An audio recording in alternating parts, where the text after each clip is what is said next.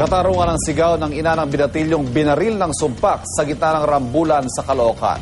Inaalam na ng pulisya ang mga suspect na posibleng mga minor de edad din. Narito ang unang ronda ni Sandra Aguinaldo.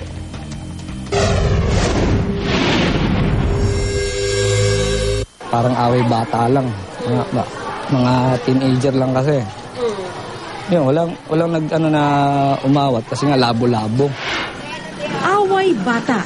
Ito raw ang inakala ng ilang nakasaksi sa rumble ng mga menor de edad sa Phase 3, Caloocan City. Sa kainitan ng rumble, pinawian ng buhay si Michael Caubang, 17 anyos, third year high school student.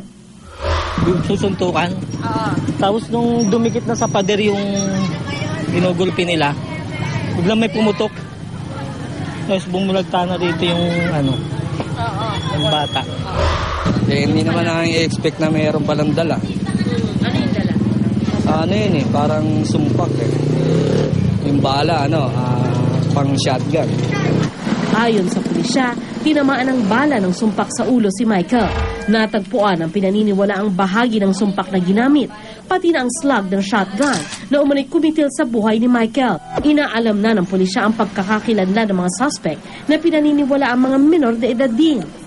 Ang ina ni Michael nagluluksa sa pagkawala ng anak at nanghihinayang sa ipinangako nitong pagbabagong buhay. Dasal niya, sana mabigyan ng katarungan ang pagkamatay ni Michael. Talaga pong matigas ulo ng anak ko. Inaamin ko po yun. Pero sabi niya, mama, magbabago na ako. Nakita ko naman po talaga Hindi na raw bago ang mga ganitong rumble sa lugar.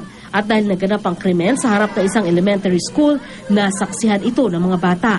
Kaya may pakiusap ang mga guro at magulang sa pulisya.